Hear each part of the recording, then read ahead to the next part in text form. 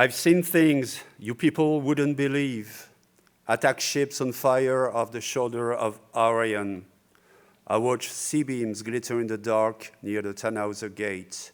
All those moments will be lost in time, like tears in rain. Time to die. Bonjour, bienvenue sur Nemo. Merci de vous être inscrits à notre congrès de futurologie. Nous avons désormais vos fiches génotypiques dans nos banques mémorielles, donc tout va bien. Nous sommes parfois comme un hibou en plein soleil. C'est écrit dans le catalogue, pour certains, dont le directeur artistique de la Biennale Nemo, Tears in Rain, dans le film de Ridley Scott, est la plus belle scène de l'histoire du cinéma. Il est également écrit que Philippe Cadic est la figure tutélaire de la Biennale. Dans l'exposition Prosopopée en 2015, les machines étaient devenues autonomes, débarrassées de leur utilité, de leur fonction, devenant parfois débiles, souvent poétiques et quelquefois menaçantes. Comme le jour où l'ordinateur de Dick a perdu les pédales, où Madame Cafetière a servi du savon, où Madame Porte m'a interdit d'aller au bureau, et où ma salle de bain réclamait un loyer et m'a attaqué en justice. En visitant San Francisco et Berkeley, tout en lisant Radio Libre, Albumut, je me suis aperçu que rien n'avait échappé à Philippe Cadic, que tout ce que j'essayais de dire dans cette exposition était déjà chez lui.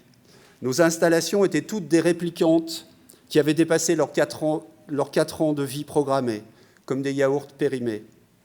Et à ce moment-là, le philosophe Pierre Bayard m'a fait remarquer que Philippe Cadic m'avait plagié par anticipation. Avec Hasard, Accident et Sérendipité en 2017, on était déjà dans Loterie solaire ou dans Le Maître du Haut-Château, dont les rebondissements avaient été tirés au Yiking.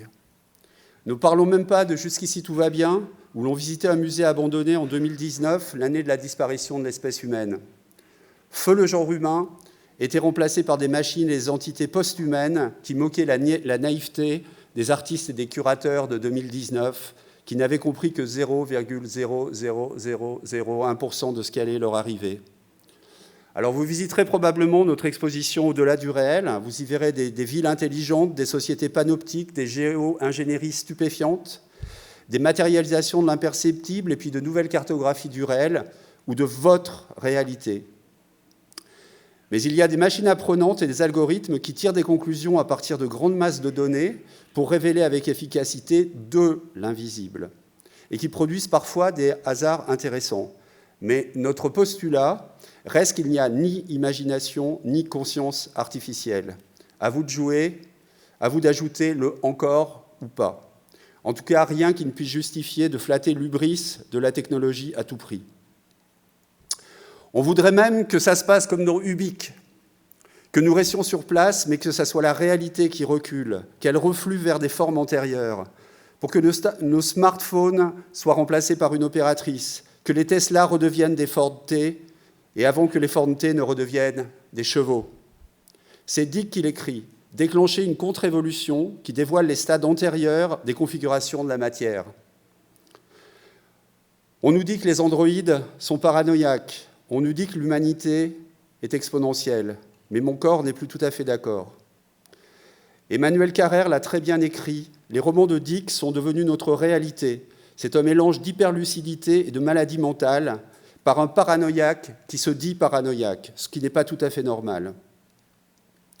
Peut-être que dans mon enfance, j'étais comme le gamin de The Father Thing, qui est le seul à remarquer qu'un alien aux motivations sinistres a pris possession du corps de son père. Peut-être que j'ai moi-même, comme toi, Philippe, une secrète prédilection pour le chaos. Je suis de ceux qui sont capables de se réveiller au milieu de la nuit pour se demander si Descartes est bien le 6e répliquant. Ce n'est pas normal. Qui peut se réveiller avec le mot androïde en tête, à part le patron d'Apple face au nouveau Nexus ? Philippe Cadic a dit que la seule idée originale qu'il a apportée à la science-fiction, c'est que quelqu'un puisse être un androïde sans le savoir. Et d'ailleurs, il n'est pas impossible que le mot précog soit l'apocope préféré de pas mal de monde dans cette salle. Les précogs voient l'avenir, mais ne peuvent pas le changer. Mais il y a un monde où tous les artistes sont des précogs. Combien d'artistes ont entrevu l'avenir ? Beaucoup, mais combien l'ont changé ? C'est une des très nombreuses questions auxquelles nous allons tenter d'apporter une réponse ce week-end. avec Dick, il y a bien une rupture avec le monde platonicien dans lequel on appelle entier ce qui a un début, un commencement, un milieu et une fin. Time is out of joint. Shakespeare avait bien raison, lui aussi, plagiant d'ailleurs aussi par anticipation Le temps désarticulé de Philip K. Dick, en anglais Time out of joint de 59, qui parle justement d'univers parallèle et de réversibilité du temps. Pour ce colloque, je crois qu'il faut commencer par la fin et finir par le début. Christopher Robinson nous parlera tout à l'heure du paradis perdu de Milton et des origines de Blade Runner. Mais moi, je vais commencer par la fin. Par exemple, avec Blade Runner 2 et 3, des romans pas très connus de K.W. Jeter, qui était un ami de Philip K. Dick. Alors oui, c'est bien Sarah, la fille de Tyrell, qui a servi de modèle à Rachel. Mais pourtant, Descartes n'arrive pas à en tomber amoureux, alors qu'elle est humaine. Étonnant, non? Enfin, pas tout à fait, parce qu'en réalité, Sarah et Rachel étaient deux jumelles. Pas tout à fait non plus, parce qu'en fait aussi, Pris n'était pas une réplicante. Juste une fille paumée qui en avait marre d'être humaine, qui s'est rapprochée des réplicants et qui s'est fait passer pour une réplicante, en sachant bien qu'elle serait un jour abattue par un Blade Runner. Et puis il existe de nombreux Roy Batty, et pas simplement celui de Tears in Rain, en particulier le vrai humain Roy Batty, celui qui a servi de modèle pour l'androïde, et qui touche d'ailleurs des droits d'auteur sur sa personnalité.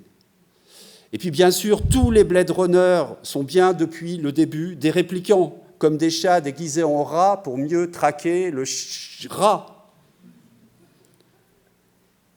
Et puis s'ils ne savent pas qu'ils sont des réplicants, ils ne risquent pas de prendre conscience de leurs intérêts communs et de se retourner contre le système. Et c'est finalement Roy Batty, l'humain, qui va finir par pourchasser Descartes, le réplicant. Mais problème, les nouveaux réplicants ne meurent plus après 4 ans. Et Batty et la bande de Ridley Scott a bien eu tort de venir sur Terre pour obtenir une rallonge et finalement tout perdre. Et puis les nouveaux réplicants ont appris à se reproduire, alors que les humains qui vivent dans les colonies de l'ONU ont cessé de le faire. Et puis surtout, les humains échouent lamentablement au test d'empathie de Voigtkampf, alors que les réplicants les passent haut la main. Alors à ce stade, nous sommes presque prêts pour ouvrir les hostilités du colloque Blade Runner, mais je voudrais finir avec mon hibou en plein soleil, A Hole in the Daylight. C'est le roman que Philip K. Dick n'a pas eu le temps d'écrire, mais qu'il a dévoilé avec beaucoup de détails, en improvisant complètement dans une interview en 2 parties avec Gwen Lee les 11 et 15 janvier 1982, et on trouve ce texte dans le recueil Dernière conversation avant les étoiles. Philip K. Dick nous dit que tout auteur a un jour ou l'autre la tentation de donner une variation sur le thème de Faust, et que tous les bons écrivains sont faustiens. Et donc, il va inventer un personnage inspiré à la fois de Beethoven et de Faust, en quête d'une sorte d'absolu ultime. Alors, il parle de Pythagore, qui a été le premier à comprendre le rapport entre la musique et les mathématiques, et que tous les intervalles entre les notes peuvent être exprimés par des nombres, enfin la musique des sphères, tout ça. Et donc, Dick ajoute que le 3e facteur, c'est la couleur. Alors, son idée, c'est qu'on pourrait transmettre une information conceptuelle systématiquement sous forme de couleurs, de musique et de mathématiques, ce qui autoriserait des abstractions actuellement dingues et impossibles pour nous. Alors il pense, comme ça, à haute voix, mettre en scène une entité non humaine d'une civilisation lointaine, différente de la nôtre, une civilisation dans laquelle la parole n'est pas apparue, donc c'est un être sourd et muet, et qui se sert de la lumière et de la couleur comme langage, et qui ne peut pas comprendre donc la musique. Seulement, il va entrer en symbiose avec un humain grâce à une biopuce qu'il va implanter dans son hôte. Et puis, il va s'en servir d'interface donc, pour comprendre la musique de l'humain, qui est un compositeur tout à fait médiocre, par ailleurs. Dick lui trouve un nom direct, il s'appellerait Ed Firmley, et il dit qu'il a composé de la musique de SF de série Z, dont, quote, un film de science-fiction pourri avec un détective qui traque des androïdes, unquote. Mais alors, la biopuce entend un opéra de Mozart à la radio, et en moins d'1 seconde, pour l'extraterrestre, c'est un véritable aperçu sonore de Dieu. Donc la biopuce va forcer le musicien à composer une musique extraordinaire qui, évidemment, va ruiner instantanément sa carrière commerciale de musicien de films de science-fiction. Mais le compositeur lui-même insiste. Il dit « Je ne veux pas renoncer à cette biopuce, je ne veux pas recommencer à écrire les mêmes trucs d'avant, je continue à écrire des musiques géniales, dussé-je en mourir ?» Et il n'en a plus que pour 1 mois. Alors Cadic trouve une solution. À la mort de son corps, Ed Firmley va être lui-même, du coup, transporté dans une biopuce insérée dans le cerveau de l'extraterrestre. Il sera alors le premier humain à connaître le monde de pure vision et de pure couleur de ces non-humains, leur monde et leur langage. Dick, après un moment de réflexion, ajoute « Ce serait l'équivalent de ce qu'on pourrait ressentir en mourant et en montant au ciel. » Et comme Faust, ces vertigineux sommets du savoir ont un prix à payer, et ce prix, c'est la mort. La mort et la victoire sont la même chose pour le vrai faustien. Donc voilà où en était Philippe Cadic, de son nouveau roman, inventé en direct pendant une interview. Avant de mourir, 17 jours après, quelques semaines après avoir vu un montage de 20 minutes du film de Ridley Scott. A-t-il été Faust ou seulement Prométhée ? Pour nous qui ne sommes que des entités de chair avec de l'ADN naturel, l'avenir ne peut pas être prédit, mais des futurs peuvent encore être inventés. C'est la loi de Gabor. Oui, l'avenir est foutu, mais il nous reste le futur. Si nous devons aller vers un monde où le rêve ne sera plus seulement l'apanage et le privilège des humains, allons-y carrément. Il était la figure tutélaire de Nemo. Je fais aujourd'hui officiellement de Philippe Cadic le président d'honneur de la Biennale Nemo jusqu'à la fin des temps. Je vous remercie.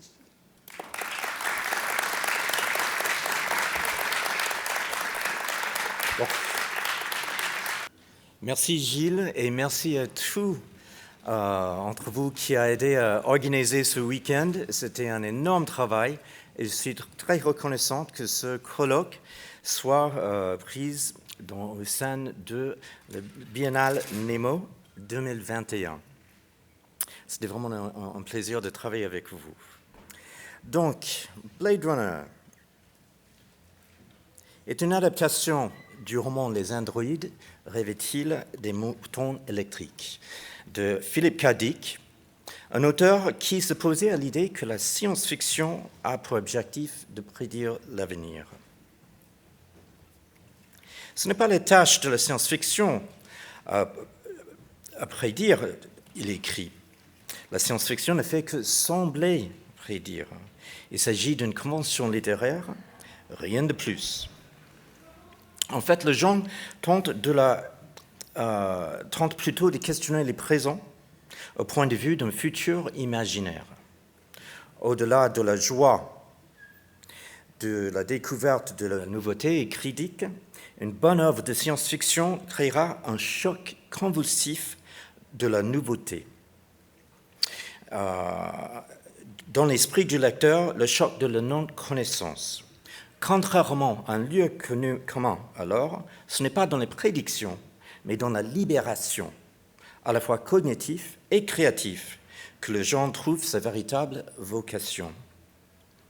Cela dit, j'ai noté dans le programme que Blade Runner a anticipé de multiples façons le monde dans lequel nous vivons depuis 4 décennies.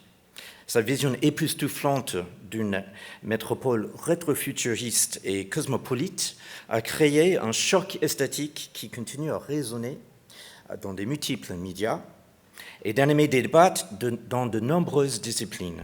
C'est pour ça, d'ailleurs, que nous avons souhaité que ce week-end soit pluridisciplinaire. Dans ce qui suit, je vais tenter d'essayer de reprendre brièvement 3 questions. Ces questions seront abordées avec plus de profondeur pendant le week-end. Mais je vais tenter ici de faire un résumé. Oups. Voilà. Quelles sont les sources culturelles et historiques qui ont inspiré l'esthétique si influente de Blade Runner? Comment le film a-t-il anticipé le monde dans lequel nous vivons aujourd'hui? De quelle manière le film a-t-il non seulement anticipé, mais activement influencé le cinéma, les arts et la culture contemporaine en général? Commençons en notant quelques sources d'inspiration de Blade Runner. Le film s'emprunte non seulement des influences culturelles à travers le globe, mais à travers l'histoire. On trouve les sources cinématographiques, artistiques, architecturales et vestimentaires de multiples époques. Et comme souvent chez Ridley Scott, il y a dans Blade Runner une forte influence des œuvres littéraires, comme le poème « Le paradis perdu » de John Milton. Ce poème épique raconte comment l'humanité est tombée en disgrâce.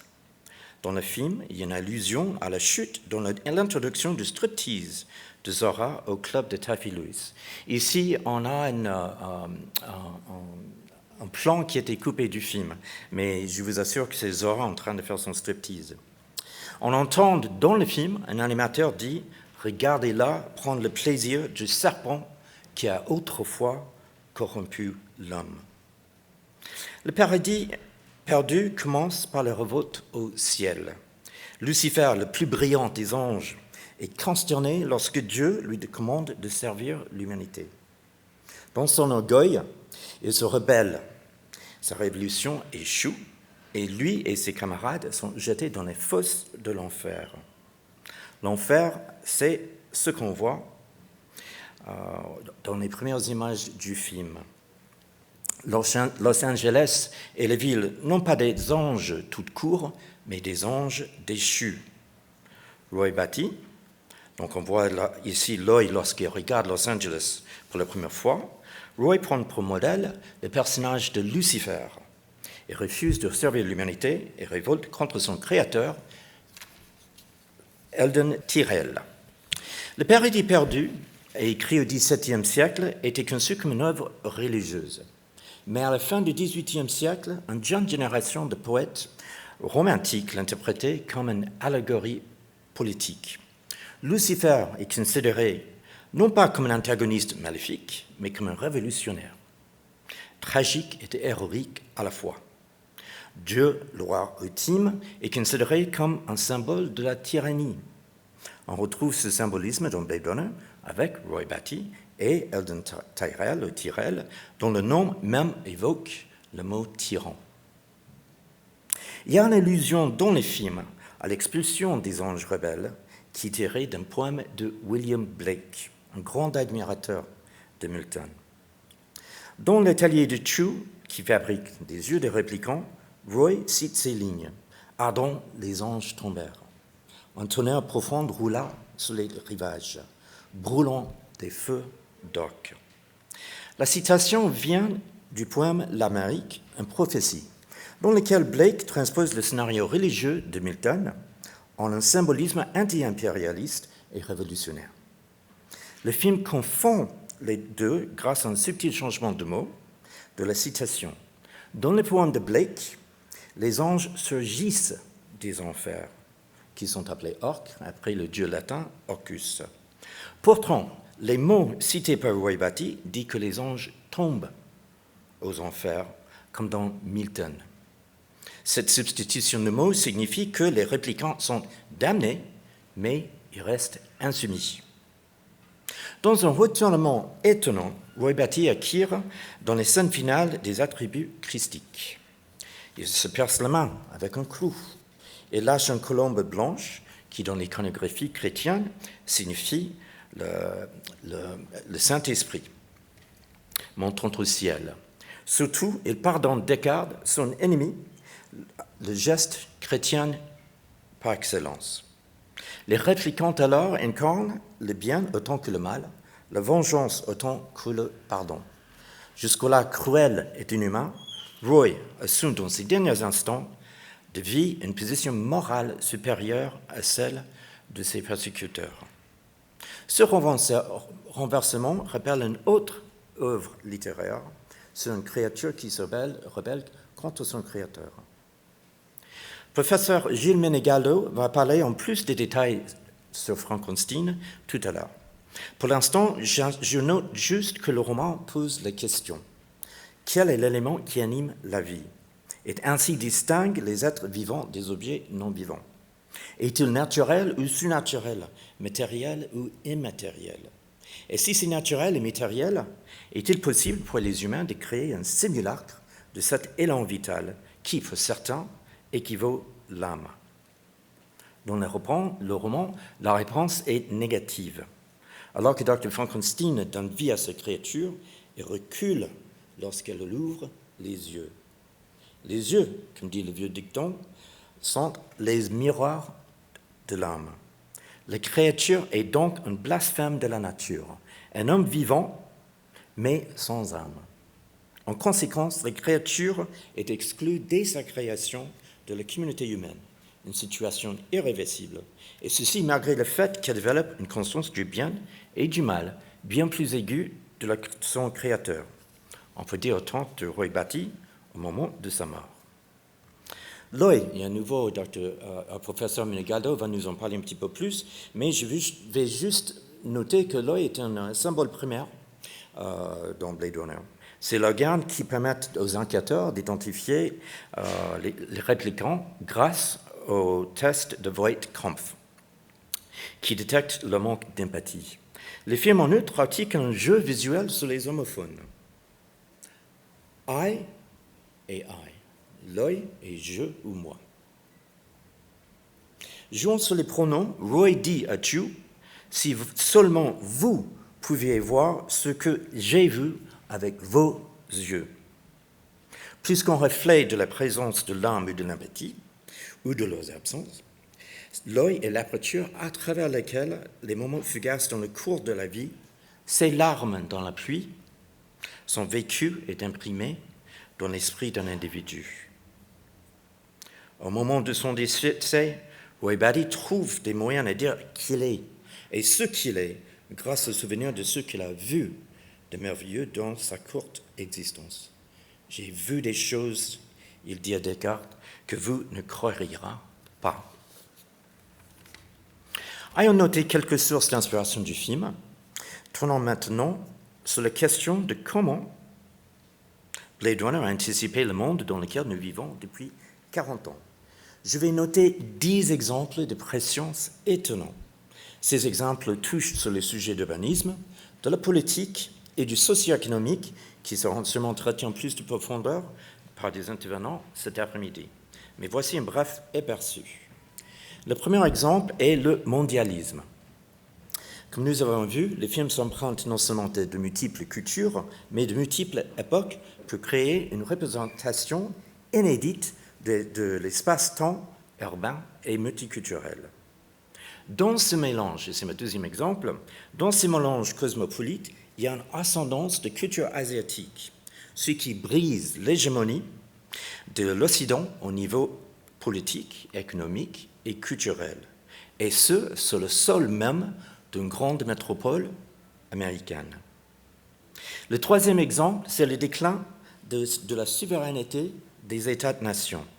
Même si les cultures asiatiques jouent un rôle dominant dans le paysage multiculturel de Blade Runner, il n'y a aucun signe d'un État-nation, pas un seul. Ce qui m'amène à mon quatrième exemple, la puissance agrandie des multinationaux dans une économie mondiale. Contrairement à l'absence d'emblèmes nationaux dans le film, la publicité et les logos d'entreprises multinationales dominent les paysages, assaillant les sens à la fois avec le son et l'image. Dans le prologue roulant au début du film, on apprend que le meurtre d'un réplicant n'est pas appelé une exécution, mais une mise à la retraite. Ceci est un choix d'euphémisme significatif, car il associe le réplicant au monde du travail. Ridley Scott a commencé à travailler sur Blade Runner en 1980, la même année où Ronald Reagan a été élu président des États-Unis. Reagan, comme Margaret Thatcher au Royaume-Uni, s'acharnait contre les syndicats et limitait les droits de la négociation collective. C'est le début de l'ère néolibérale. Et j'ai promis à l'un de nos intervenants aujourd'hui de prononcer le mot néolibéral plusieurs fois. Donc voilà. L'objectif était de créer des masses salariales non adaptables, non organisées et disponibles, ce qui veut dire soumises à un état permanent de précarité. Un sentiment exprimé à plusieurs reprises par les réplicants dans Blade Runner. Le film symbolise ce statut de travailleur dans le personnage de Pris, qui se fait passer pour un SDF devant la maison de J.S. Sébastien. Pour les cinéphiles entre vous, cette scène est tirée d'un film de Fritz Lang qui s'appelle Les Espions. Donc Pris se couvre d'ordures comme pour se réchauffer. Sa ruse fonctionne et elle convainc Sébastien de l'accueillir chez lui. À l'intérieur de l'immeuble, nous voyons cette image. Remarquez les empilements des mannequins cassés qui entourent Pris. Associé à l'image précédente d'ailes couvertes d'ordures, nous avons ici une métaphore du travailleur jetable. Sixième exemple. Et je vais voir, oui, c'est ça. Les nouvelles technologies de surveillance. Dans le film, on voit les lumières de dirigeables sonder l'appartement de Descartes dans une scène où lui-même sonde une photo. Une machine transforme le format bidimensionnel de la photographie en 3 dimensions, un espace que le policier puis ensuite explorer furtivement. La photo capture un moment intime. Zora repose tandis que Léon est en train de l'admirer. Le sondage de la photo par Descartes est troublant car il ressemble à une violation de leur intimité. Le fait que Descartes agisse en qualité de policier introduit un élément politique, suggérant de nouvelles sociétés de surveillance et ses abus. Les exemples de cybersurveillance sont multiples. Les révélations, par exemple, d'Edward Snowden sur le NSA ont sécurisé le monde entier. Et les récentes révélations sur le logiciel espion Pégase ont fait de même. Dans Blade Runner, la société de surveillance prend forme avec les dirigeables publicitaires flottant au-dessus de la ville, projetant des lumières non seulement dans les rues, mais dans les immeubles et les appartements. Ces projecteurs rappellent le panoptique. Le panoptique, le modèle d'une prison dont le but était que le détenu intériorise le sentiment d'être observé et donc s'autocontrôle. Aujourd'hui, ces dynamiques de pouvoir de l'internalisation de l'autodiscipline ont été dispersées dans toute la sphère sociale pour aboutir à un chevauchement des réseaux de surveillance gérés par des agences gouvernementales et non gouvernementales. En effet, la collecte et le traitement des données personnelles se sont multipliés dans notre monde. Comme Gilles vient de nous dire, vos données ont été déjà entrées dans les fiches de 104, mais la présence du film dans ce sens est d'autant plus remarquable que le grand public n'avait pas accès au World Wide Web ou le toile mondiale en 1982. Et les ordinateurs personnels n'étaient pas encore que rares et peu performants. Néanmoins, Blade Runner a anticipé de manière symbolique les dérapages de nouvelles technologies de surveillance à venir. Mon septième exemple de préscience du film est l'exercice du biopouvoir. Ceci est une forme de pouvoir qui s'exerce sur des populations plutôt que des individus. La surveillance de masse en est un exemple. Mais de cette forme de pouvoir découlent d'autres conséquences. Et voilà un 8e exemple, c'est la croissance des crises migratoires. Le mondialisme néolibéral, voilà un deuxième fois le mot, a créé une mobilité à 2 vitesses. D'un côté, les élites économiques et politiques se déplacent avec une liberté croissante au-delà des frontières nationales, tandis que les migrants et les ouvriers sont mis à un contrôle de plus en plus strict. Dans Blade Runner, nous retrouvons l'incitation à migrer, comme lorsque les dirigeables publicitaires promeuvent la colonisation extraterrestre. En même temps, les personnes présentant des défauts physiques ou génétiques, comme J.S. Sébastien, ont interdiction de migrer hors de la Terre, tandis que les réplicants n'ont pas le droit de voyager librement sur la planète, sous peine de mort. Et voici mon 9e exemple, c'est que cette peine capitale évoque la multiplication des homo sacer ou homo sacer. Dans l'Antiquité, ce terme signifiait non pas un être sacré, mais un être dépouillé de son humanité et privé des droits civiques. En tant que tel, il vivait dans un état d'exception aux yeux de Dieu et de ses concitoyens. Des exemples dans le monde contemporain de l'homo sacer comprennent les sans-papiers, les terroristes présumés et les minorités que certains membres d'une communauté majoritaire peuvent considérer comme des êtres inférieurs, comme des sous-humains. Un réplicant comme Zora représente tout cela combiné dans un seul individu. Comme ses camarades, elle était mise au monde dans un état d'exception permanente et sans repel. En conséquence, Descartes peut la tuer en toute impunité devant le regard indifférent des gens dans la rue. Ces gens, dans les plans où Descartes traque Zora, ces gens représentent une grande variété de cultures, ethnies, religions et modes de vie.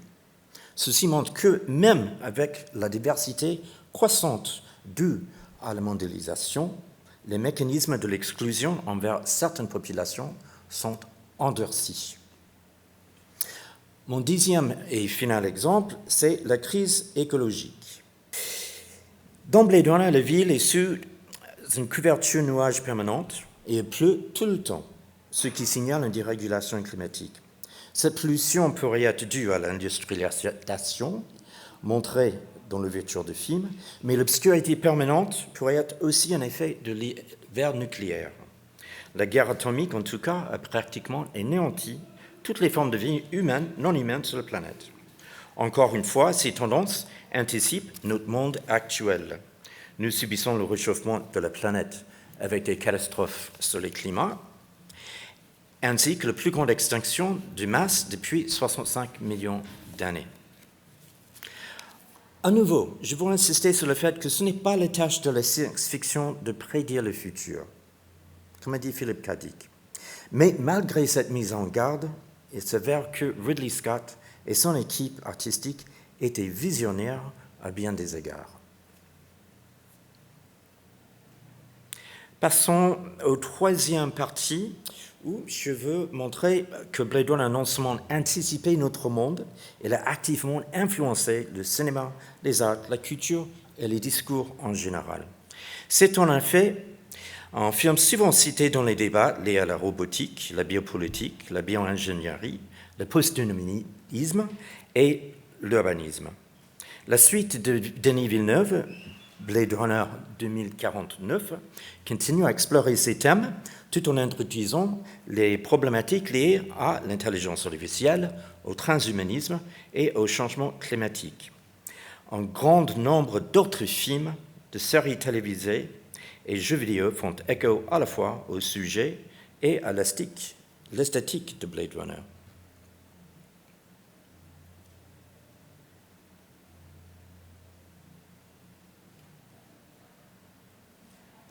Mais l'impact du film n'est pas seulement transmédial, il est aussi transnational. Ridley Scott a beaucoup emprunté à la culture asiatique. Blade Runner, à son tour, est devenu une référence dans le cinéma et les mangas japonais, comme illustrent les chefs-d'œuvre de l'anime comme Akira et Ghost in the Shell. Blade Runner a engendré... Excusez-moi, parce qu'il y avait quelque chose...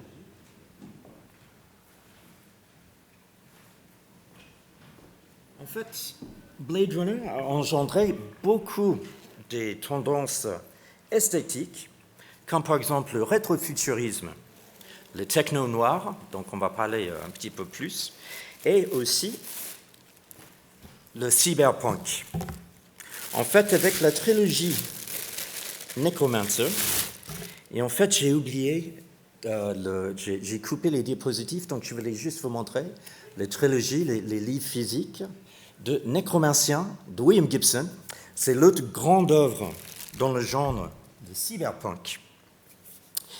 Et dans ce genre, le progrès technologique se traduit par une augmentation des inégalités sociales.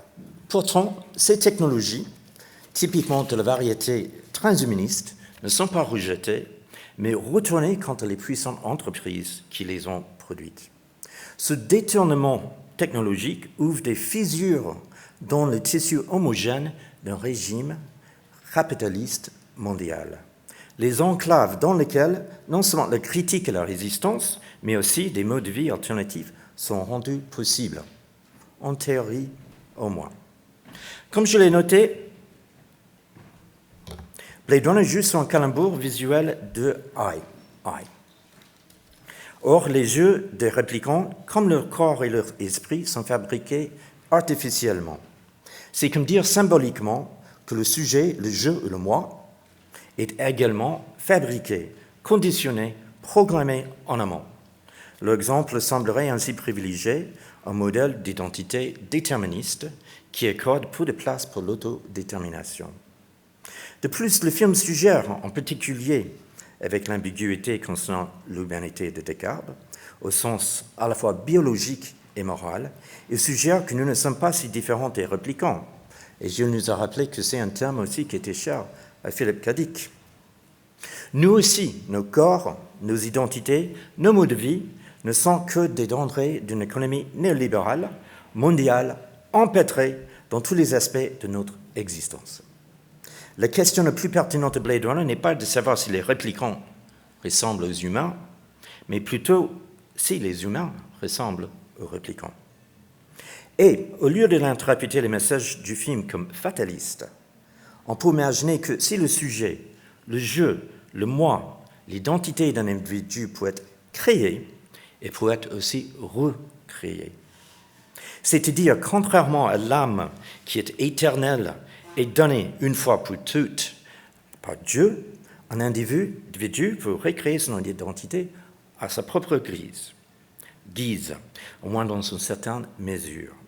Et ce, de multiples façons, de multiples fois, comme on voit avec les avatars de cybernautes et les joueurs. C'est là qui réside l'attrait du cyberpunk en tant que politique, en esthétique, un mode de pensée, et permis l'expérimentation des entités alternatives et fluides grâce aux nouvelles technologies et modes de vie. Les œuvres de cyberpunk nous permettent d'imaginer les identités qui mélangent et ou résistent à des catégories telles que la nationalité, l'ethnicité, la famille, la religion, la classe et l'éducation. Et elles brouillent les binarismes familiers d'humain, non humain, corps, machine, physique, virtuel, masculin, féminin, hétéro, homosexuel, consommateur, producteur, etc. En effet, Blade Runner peut être interprété comme un exercice cinématographique dans cette déconstruction libératrice de l'identité humaine. Pendant les années 80 et 90, le cyberpunk représentait une tendance innovatrice et émancipatrice dans de nombreux médias et discours. Mais que reste-t-il des aspirations subversives et émancipatoires aux origines de ce genre? Adopter une position de résistance dans un moment précis de l'histoire ne garantit pas qu'elle ne sera pas cooptée et exploitée commercialement dans un proche avenir. Et il faut constater qu'en tant que style, comme nous avons vu tout à l'heure avec les diapositives, le cyberpunk à la Blade Runner reste très populaire dans tous les médias. À ce constat, je répondrai qu'en termes d'esprit, le véritable héritier du cyberpunk se trouve non pas sur Netflix, Spotify ou PlayStation, mais chez des artistes, écrivains et penseurs qui continuent de mélanger la créativité avec la critique, de détourner les technologies de pointe à des fins non consuméristes et d'être les pionniers des nouvelles lignes de fuite en avant, refusant de se faire interpeller par les catégories d'identité stagnantes ou prédéfinies. En effet, je dirais que ces héritiers du cyberpunk se trouvent avec les œuvres d'art, de musique et de cinéma par les créateurs comme Donatien Aubert, Ismaël Jaffois-Chandoutis, Franck Vigroux, Antoine Schmitt, Hugo Bienvenu, Pierre Sandrovitch et bien d'autres que nous avons le bonheur de rencontrer ici, dans l'exposition au 104 et ailleurs, avec d'autres événements dans le cadre de la Biennale Nemo, que je vous invite de découvrir pendant ce week-end et des semaines à venir. Et merci de votre attention.